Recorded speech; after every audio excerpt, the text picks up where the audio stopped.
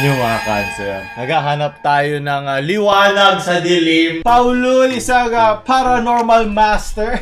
At ngayon, alam niyo na panahon na naman na ginawa na natin to last year. At ngayon, dadaanan natin ang gabi ng lagim. So, syempre, papanoorin ko to first time. Pero hindi ko naman pwede pakita lahat. Ayoko mag-copyright. Baka maging copyright mo, Jessica Soho, tong video na to.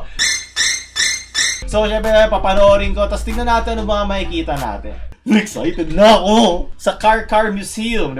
Doon ko na rinig na parang may umiyak. Oh, sandali! Isang gamer ang editor nito, confirm, sigurado ako. Sumama yun! Sa Dota yun eh. Sigurado ako. Yes! Well, haunt nga naman. So maganda, may doon pa rin yung branding ng gabi ng lagi. Pero alam na. Ano ba, maraming libre sound effects, Mr. Editor. Huwag kang kabahan.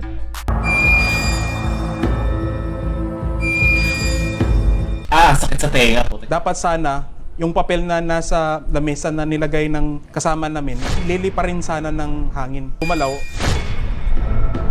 Ito yung parte na nabuksan ng hangin yung pinto. So, according sa kanya, dahil hindi daw gumalaw yung papel, imposibleng hindi hangin yun. O nga, multo daw yun. So, unang-una, naisip nyo ba kung bakit kailangan pumasok ng multo? Multo siya, hindi harang ang isang pinto para makapasok siya. Kaya niya mag-dematerialize and then mag-materialize. Ba't kailangan niyang buksan? Ay, gusto lang niya para makita na sa CCTV? Diba, gano'n? Tsaka yung sinabi niya na tungkol dun sa papel, ang daming factors in play doon. Ang dami niya nilagpas. Una-una gano'ng kalakas yung hangin. Meron yung hangin malakas.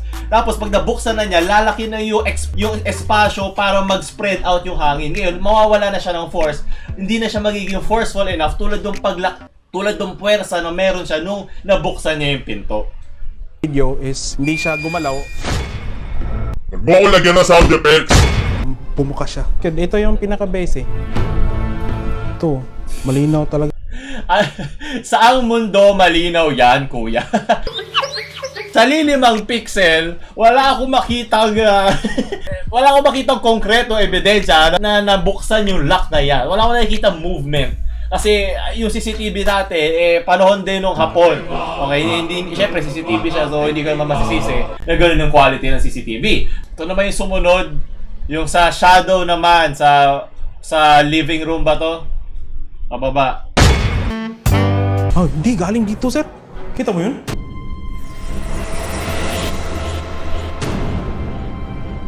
So sinabi dito ng isang film maker na si Amir na marami naman daw gumagalaw talaga. Kasi ano to museum to Diba? Maraming tao dito na dumadaan sa bintana, ibon, dahon. Ang daming pwedeng maging cause ng shadow na yun Kahit yung mismo multo, sumusunod doon sa material ng mundo. Yung mismo shadow na pinanggalingan ng direksyon ng ilaw na yun, points doon sa ilaw din sa labas. So, ibig sabihin, ang dali-dali yung magkaroon na may dumaan, mayroong bumabado na dahon, diba? Mayroong dumaan na ibon, diba? Mayroong magbabalot, hindi ko alam.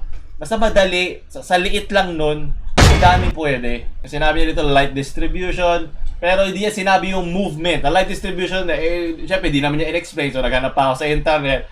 Hindi ko lang kung ano pang point ni Kuya Emir dito Naiintindihan ko nilagay siya dyan to provide the second opinion sa mga nakikita ng KMJS. Pero hindi siya binibigyan ng magandang airtime ng KMJS para i-explain kung ano man to. Kasi syempre, masisira yung mahika at yung katatakutan. So, naiintindihan ko naman, diba, it's for entertainment. Pero kung pina-explain pa sa kanya, yung light distribution, everything, may explain dito kung bakit may mga shadow na nangyayari. Tulad na sa isang dadaan, maraming point of light. Kunyari, meron sa araw, meron isang nagba-bounce back na ilaw from a reflective surface.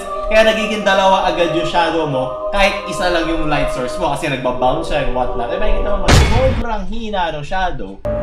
Yes! Dito na naman! Dito!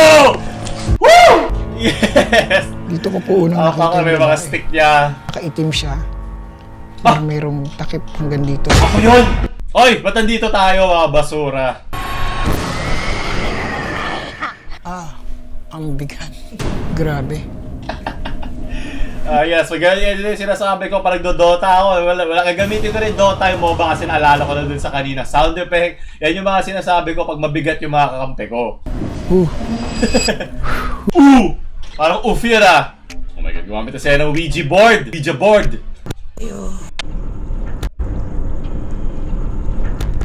Ads. Yes, magkaka-ads na. Pero ayoko na pagtripan si Tito kasi paulit-ulit na lang tayo. Gusto ko na lang puntahan kung ano ba ang isang Ouija board. So nagsaliksik ako sa internet at nalaman ko na ang ginagamit nila dito na effect sa ating katawan ay matatawag natin idiomotor effect. At ang sabi doon sa idiomotor effect, ito yung mga sudden jerks or sudden movement ng katawan mo na hindi mo kontrolado, hindi ka aware. Ano mo naman yun? Hindi mo aware pero nagalaw mo. Yeah, ang isang example na ay naalala mo pag natutulog ka lang.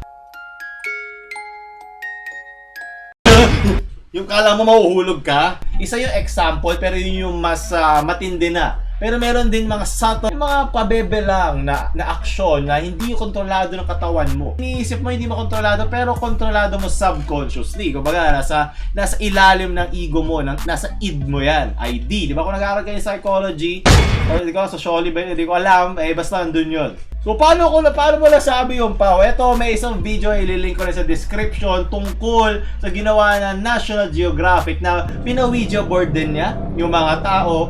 Tapos nakahanap sila ng isang date para sa pangalan ng kanilang namatay na grandma or ginawa nila, nakagawa nga sila ng date. Tapos ginawa nung parang undercover na Ouija board expert doon na pinag-blindfold sila pagkatapos. At syempre hindi na tayo nagulat, wala silang nakuha dahil nakikita nila, di ba? Subconsciously, kailangan nila gumawa ng pangalan kasi pattern hungry. Kumbaga, gutom sa pattern ng ating utak. Kaya nga tayo nang niniwala sa mga conspiracy agad-agad, di ba? Kasi mas gusto nating meron tayong alam kahit hindi tayo sure kaysa wala tayong alam. Kasi yun naman talaga ating human nature, di ba? Maghanap ng kaalaman. Pero syempre, hindi dapat tayo doon nagtumitigil. Porket meron na ako alam na ganito, hindi ka na magsasaliksik ng iba. So yun, pinakita doon. Ilalagay ko to lahat sa description, pati kung saan ko nakita. Kasi hindi ko kayo lolokohin, okay? Sa ads lang, kailangan ko kayo lolokohin para magka-ads tayo. Mukhang patapos na tayo, Kakakilabot na tunog na nai-record ang aming camera. Parang K-Tiap to, dyan, pag naglalagay ka ng subtitles. Pero sige. Windows. So dito sinabi nila na wala kami narinig pagkatapos niloko mo naman kami. Kanta, wala akong narinig. Syempre, nandun ka sa setting na yun nandun ka sa moment syempre, hindi mo na iniinda yun nagko-focus ka sa kagwapuan ni Tito di ba? Kahit ako, kasi starstruck ako, nakita ko si Tito Wala. Tapos, hinanap ko tong car museum na to at nahanap ko, nakatabi daw ito ng isang church. May car museum sa dispensary. Sinasabi dito na meron daw St. Catherine's Church. Baka masyado kong pinipilit yung gusto ko. Pero sabi sa church, ano bang meron sa church? Mga choir, di ba? Mga kumakanta. So, di ba, sinasabi ko, pag hindi mo kasi alam yung mga iba pang impormasyon sa isang bagay, masyado ka agad naniniwala. Masyado agad benta sa'yo yung case na ipinepresenta sa'yo kasi hindi mo pa alam yung iba pang impormasyon tungkol dito. Kaya makikita mo yung mismong specialist, sobra na siya naniniwala na talaga siya So, yung kanyang mismong mannerism, yung kanyang behavior, Kita mo yun? naka-incline or nakatutok na sa konsepto na meron ngang multo. Kahit hindi ganon kabigat, di ba? Nakabigat ito. Bigat. Naramdaman siya bigat. At hindi ganon kabigat yung ebidensya na meron mga multo dyan. Naiintindihan ko rin naman. Di ba? Yung history behind sa Karkar, sinabi naman dun sa video. Sa sarili ko opinion, mas nire-respeto ko yung mga multong yun. Kung hindi ito yung pinagbubuhusan nila ng oras. Buksan ko nga yung pinto. Di ba? Mas nire-respect ko sila in that way. Pero baka iba ang pag-respect mo sa paranormal investigators tungkol sa geto. Hindi nire-respeto ko naman ang kanilang ginagawa. Sarili ko lang yung opinion. Pag na-trigger ka, kaday ka pa ng mga multong hindi natitrigger sa mga opinion. Lecheng fly at uля, ginawa yung alien, yung mga multo. Ano ba? Ito na naman tayo sa mga editor Ba't ka gumamit ng alien sound effect? Una, ginamit natin sa Dota, ngayon naman alien. Kaya daw Ouija board ang tawag doon.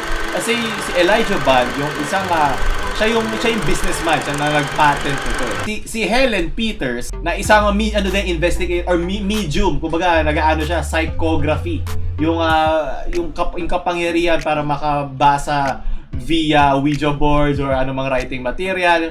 Yung Ouija daw, tinanong nila yung board doon panahon na yun, ano gusto mo pangalan mo? As na-spell out niya is Ouija. Pero sinabi din naman ni Helen Peters na meron siyang necklace. Nakalagay doon, Ouija. Sa mismo necklace niya. Diba, yung sinasabi ko, na-influensyahan natin, yung supposedly, yung sinasabi daw nila na nakikita ng multo, nakakonect ba yung multo sa mata natin at nakikita doon? Gawin nyo, sa mga, kung meron kayong mga taong gumagamit ng Ouija board, gawin nyo palagi, i-blindfold lahat ng mga tao yun nang hindi nakahawak yung mismong investigator. So, tapos na tayo sa review ng kami nilagay. Daanan naman natin ng mga memes, diba? Siyempre, kailangan natin ng memes dito para sumaya ako sa mga nakita ko. From Senpai Kaizu. Nice. Buti pa rin. Yan ang multo ko kasi hindi ko rin siya mahawakan. Sunod! From Rayang Lan. Cars ay invented in 1884. Gusto ko tong photo na to. Sobrang mimi, yes. From Juan Cuz. Yeah, pero international version. Kahit ako tatakbo ko nun, tapos alien pa. Siya alien na patay. Wala na. Alam talaga na angkas. Alam talaga na angkas ang org. Angkas, mention po angkas. Wala sa Facebook ko po ito ipopost. Gusto ko sila makasama. Sa kabaho. Asian ka. Ito ko yung dito yung nilagay dito. Kasi kami kasi, diba, mamamatay ka na eh. Meron tong poetic justice na pinapakita kasi diba, patay ka na pag tumawa ka doon. Maraming salamat. Sunod, Kian St. Peters in 2099. Nalala ko tuloy yung meme na yung pwede na mga motor daw sa expressway, magaling. Ibuti pa sila kumikita. Sunod, from Gian. I can show you the paranormal world. Ikaw na naghahabol ng deadline. Ba't pa kailangan nakakaramdam ako ng sukot. Bakit pa kailangan i-explain na naghahabol? Yun nga yung point ng template na to, yung na hinahabol. Ba't mo ina-explain? Nichirin Blade! Yan. Talo ka doon ka sa sukot. From Christian Fernandez. Bong Revilla po, number 16 sa balota.